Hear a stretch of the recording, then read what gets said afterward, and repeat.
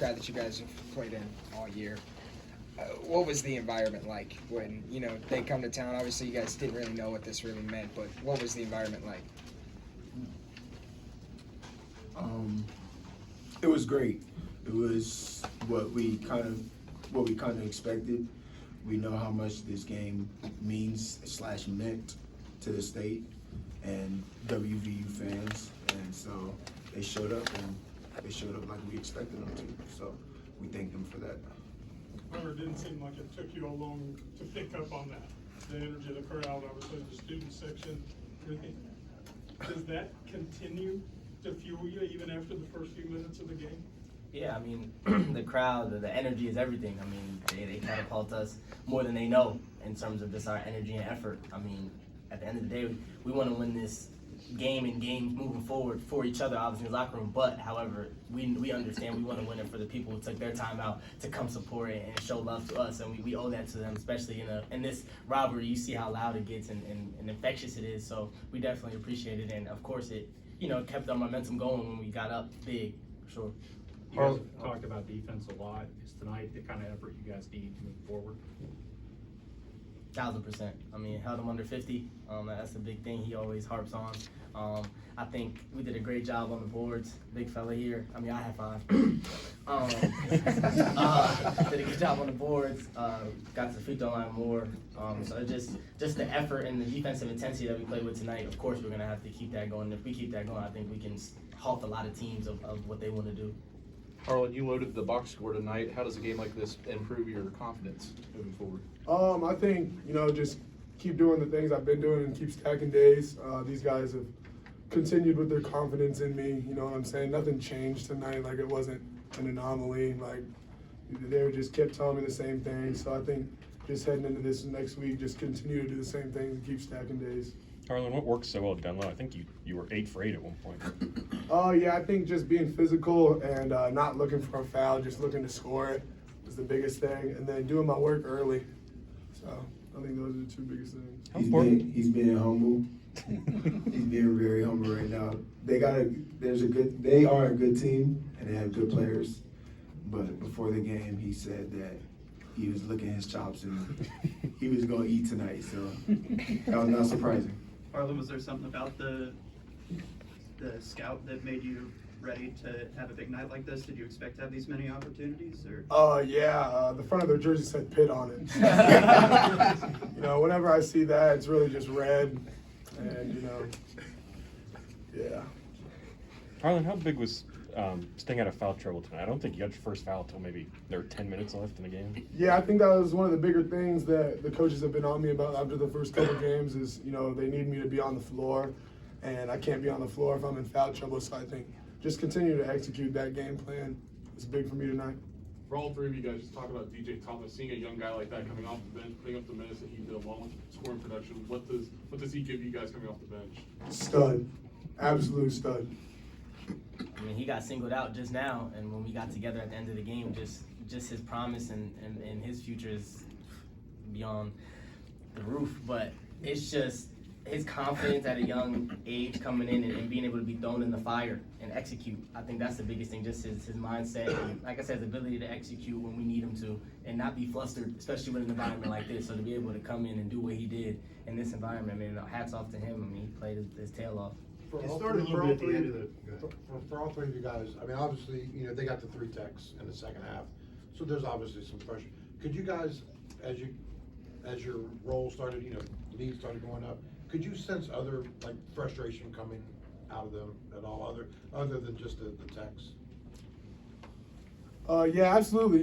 When you're in a rivalry game and it gets to be getting out of hand like that, they're going to try and do anything they can to try and get back in the game. So, they're going to try and bait you into you getting a dumb tech or you getting a double tech with them, so it kind of messes up the flow of the game. And I think Jasper did a great job. We kept huddling, and he just kept telling us, stay level-headed, They're going to try and bait you. They're going to try and say whatever, try and get you guys to say something back. And I think he did a great job of just keeping us level-headed out there. It started at the end of the first half, but what allowed you guys to really pull away and really start dominating in the second half? Something you saw, just hitting shots, what kind of allowed that second half to occur that way? I would say, especially going into the first half, at the end of the first half and then the start of the second half, we locked in defensively. And I think it was a point they didn't score for like the first 4 or 5 minutes in the second half. So we really just honed in on our defensive schemes and our assignments, and then we executed it. I think that's the name of the game. Around that same time, Honor hit the 3 to beat the buzzer, and you went on to a 32-4 run. That 30? obviously energized you guys. 32-4. Yeah. Just talk about what it did for you guys when you saw that ball go in at the buzzer. I mean, for me, shooting the ball, nothing. 'Cause it still shot terrible. But for the morale of our team, I think it ramped up our aggressiveness. Obviously, don't want to be too belligerent, especially in a game like that. But just being able to ramp it up and, like I said, get the fans in. You hit a big shot like that, the fans get into it, and then you want to get a stop, especially when you make a shot like that. So now let's get a stop, especially coming from me, the one who made it. So I just think just ramping up our defensive intensity, I think that just translates to our offense and everything within the game. Harlan, a lot's been made of your off-season conditioning, getting in shape, but how much of that also involved working in the post, working on your moves? You just seem really patient and under control. Yeah, I've had a good offseason with Coach Shaw as well, working down low, and he's worked with me really well, and just adding different moves to my bag, so I'm not predictable. And tonight I felt like I kept him on his toes, just kept mixing it up on him. And so I think a big credit of that goes to Coach Shaw and what he's done to work with me in the summertime and leading up to this point. Jasper, you obviously go back with Coach Hodge. At the end of the game tonight, after the handshakes, he kind of turns around to the crowd, kind of lets out the emotion. I mean, this is his first go around with something like this. You know, he tries to kind of play it down a little bit, but I mean, you know him. I mean, this game probably meant a lot to him as far as just, you know, putting his foot in the sand and, you know, letting people know who he is and that kind of thing. I mean, he's gonna be humble about it, as always. But I think he's really starting to put the nation on notice and this conference on notice. I think everybody knows he's a really good coach and he's gonna be a really great coach. And you know, he just tries to go out there and he tells us all the time, like, most of us made our living and our career off of doing things that people didn't really think that we would be able to do, or beating people that people didn't think that we would be able to beat, and that's what he's made his career off of, for real. And you know, that's just a testament to his work, his faith in Jesus Christ. And I love him. I love Coach Hodge, and the main reason why I'm here right now is because of him. Was he any different at all tonight than he's been in the other, you know, 80 games you've No, been with him? No. same guy. Yeah.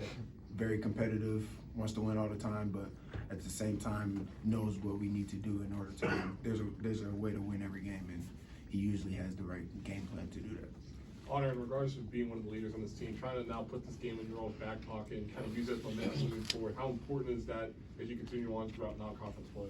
I mean, that's what we just said in the locker room just now. I mean, we got to use this momentum, and like we said in the locker room, now it makes Monday's game even bigger. I mean, it doesn't seem like it just because of the, you know, the parameters of this game and playing Pitt, but it just, now it's going to be a target on our back, move forward, 4-0. So, you know, you don't want to stop winning. You want to keep winning. So every game is just as important as this one. Obviously, within the concept of the team, but every game is important, and, you know, we want to go out and play harder than we did now, improve, more people wrong. So, yeah, thanks everyone. This game, it was obviously it's a rivalry game, but they were even ahead of you in some metrics, things like that. Were those things you guys paid attention to? Did you want this as a statement game to, as you said, prove people wrong beyond the rivalry? Every game is a statement game. True. And I mean, a big thing we prefaced with the rebounding. They were plus what, 31 on the board or something like that? 13. Plus 13. Wow. They're plus 13 on the board with the games they played. So just to be able to out-rebound them, get to the free throw line more, which they do a lot. So, I mean, we executed our game plans to perfection, honestly. Thanks, everyone. Appreciate y'all. Appreciate